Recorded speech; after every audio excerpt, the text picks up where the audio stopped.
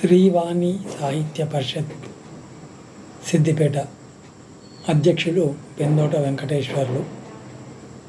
ఈరోజు మనము సాహిత్యంలో ఎన్నో ప్రక్రియలు ఉన్నాయి. అందులో మన ఆచార్య గోపి గారు కనుక్కున్న మధుర ఫలాలు అనే పేరు మీద నానీలు నేను రాశాను. నానీల ప్రక్రియను గోపి గారు కనుక్కున్నారు. ఇవి 4 లైన్లలో చిన్నగా మనకు ఉండి అన్ని నీతులు మనకు తెలియజేస్తుంటాయి. ఇందులో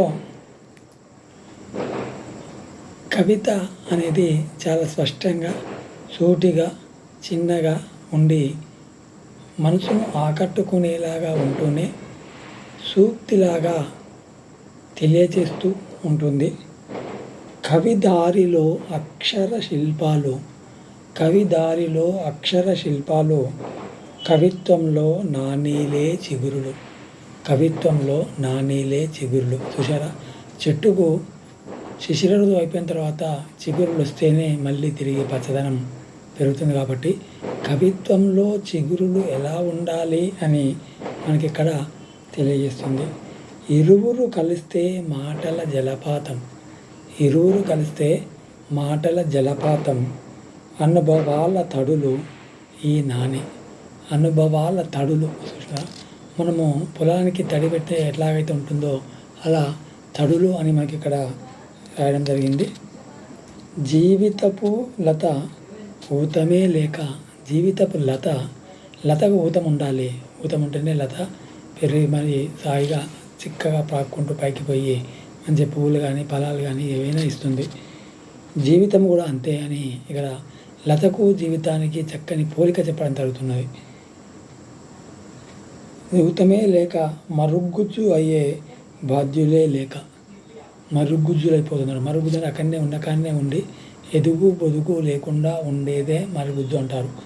అలా జీవితం కూడా మనకు ఊతం లేకపోతే ఎవరి మాట సహాయమో, చేత సహాయమో, అక్షర సహాయమో దొరికినట్టు అయితే ప్రతి జీవి కూడా ఉన్న స్థాయి నుంచి ఉన్నత స్థాయికి ఎదగడానికి ప్రయత్నిస్తుంటాడు అనేది లోక రీతి. కాబట్టి ఇలా నానీలలో మనకు కనబడుతుంటాయని మనకు చెప్పవచ్చు. డాక్టర్ ఎన్ గోపి గారు కూడా తన దీనికి ముందు మాట రాస్తూ రుచి అని రాశాడు. ఎందుకు బుద్ధి పుట్టిందో పెందోట వెంకటేశ్వరాచారి నానీలు రాశారు. నానీలు రాయాలని అందరికీ కూడా కోరిక కలగకపోవచ్చు అని నానీల జనకుడు గోపి గారు అంటున్నారు. వ్యక్తిగతంగా నాకు పరిచయం లేదు, కానీ నానీల రచనతో నాకు ఆత్మీయుడయ్యాడు. ఇవి పెందోటలో కాసిన మధుర ఫలాలు. ఈయన ప్రవృత్తి మధురం, ఉపాధ్యాయ వృత్తి సఫలం. పెందోట కవిగా ఇప్పటికే లబ్ధ ప్రతిష్ఠులు. ఎందరో విద్యార్థులు కవులుగా తీర్చిదిద్దిన వాత్సల్యం ఆయన సొత్తు. నానీల లక్షణాలను పూర్తిగా కాదు కానీ కొంత స్వేచ్ఛా వైఖరిని అవలంబించి చక్కని నానీలు రచించారు. ఉపాధ్యాయుడు కాబట్టి ఉపదేశ కంఠము అనివార్యము. అట్లానే కవిత్వాంశను వదులుకోలేదు సుమా. నవ్వులు పువ్వులు ఉండేది కొంతసేపే అయినా పరిమళం శాశ్వతం. నవ్వులైనా పువ్వులైనా కొద్దిసేపే ఉంటాయి, తర్వాత వాడిపోతాయి, తర్వాత మర్చిపోతుంటాం. కాబట్టి వాటి యొక్క ఫలితం మాత్రం శాశ్వతంగా ఉంటుంది. పరిమళం ఉదయంలోనే ఉల్లాసంగా ఉంది. కాలవాహికలో ప్రయాణించే ప్రేమ గీతం లాంటిది. పిల్లలు పాడుతున్నారు చక్కగా దేశభక్తిని కాదు సినిమా పాటలు. దేశభక్తిని కాదు సుమా. నేటి కాలంలో సినిమా పాటలనే వాళ్ళు ఆసక్తిగా, ఆనందంగా, హాయిగా పాడగలుగుతున్నారు. కారణం ఏంటి అంటే దేశభక్తి ఇది అని చెప్పేటటువంటి గురువులు కానీ తల్లిదండ్రులు కానీ లేకపోవడం వలనే. ఇది ఉపాధ్యాయుడి ఆవేదన అని మనము చెప్పుకోవచ్చు. కథలు చెప్పే చిన్నారుల పలుకులు విన్నారా ఆనంద హరివిల్లు. పిల్లల కథ చెప్తే ఎలా ఉంటుంది అంటే వారు హరివిల్లు విరిస్తే మనకు ఆకాశంలో వాన పడేల్చిన తర్వాత ఎలా ఉంటుందో అలా ఈ చిన్నారులు కథ చెప్తే కూడా అలా ఉంటుందని ఇక్కడ చెప్పడం జరిగింది. కథలు చెప్పే పిల్లలు ఎన్నో కల్పనలు రంగులుంటాయో అని ధ్వని. మా చిన్నప్పుడు బడిలో వారానికో కథల గంట ఉండేది. అప్పటికప్పుడు అల్లి చెప్పే నైపుణ్యం అలవడేది. అలా పెందోడ నాణేల్లో చాలా వాటిని ఉదాహరించవచ్చు. కానీ పనులన్నీ నేనే ఖాళీ చేసి బుట్టను రిక్తపరచదలుచుకోలేదు. 1990లో నేను సృష్టించిన నాణీ నిర్మాణ ప్రక్రియ వటుడింతై అన్నట్లుగా తెలుగు ప్రాంతాలన్నిటా విస్తరించింది. ఇప్పటికే సుమారు 400 నాణీల సంపుటాలు వెలువడ్డాయి. పుస్తక రూపంలో రాక సుమారు 1000 మంది నాణీలు రాసి ఉంటారు. వెంకటేశ్వరాచార్య నాణీల వికాసం విశాల కుటుంబంలోకి చేరిపోయారు. సిద్దిపేట తెలంగాణలో కవిత్వానికి, కళలకు, ఉద్యమాలకు కానాచి.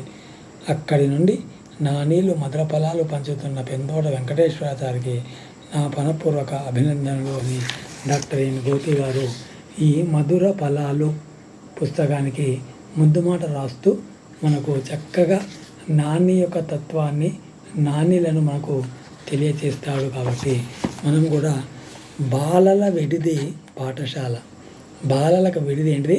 పాఠశాల. అక్షరాల విజ్ఞానం బాల్యానికే ప్రాప్తం, అక్షరాల విజ్ఞానం బాల్యానికే ప్రాప్తం. ధనం పోయినా, మిత్రులు చాటైనా, లక్ష్యం మాత్రం విడవరాదు. ఇక లక్ష్యం యొక్క గొప్పతనాన్ని చూస్తున్న చూడండి.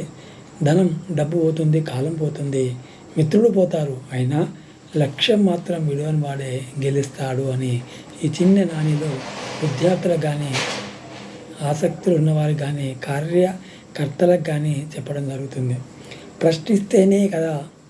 ప్రశ్నిస్తే కదా తెలియనివి తెలిసేవి. విత్తనమే రేపటి మొలక అనేది కూడా మనకు తెలుస్తుంది. విన్నది కన్నది చదివినది స్థిరంగా ఉండాలంటే చూడండి, మనం విన్నదాన్ని కానీ కన్నదాన్ని కానీ స్థిరంగా ఉండాలంటే ఏం చేయాలంట?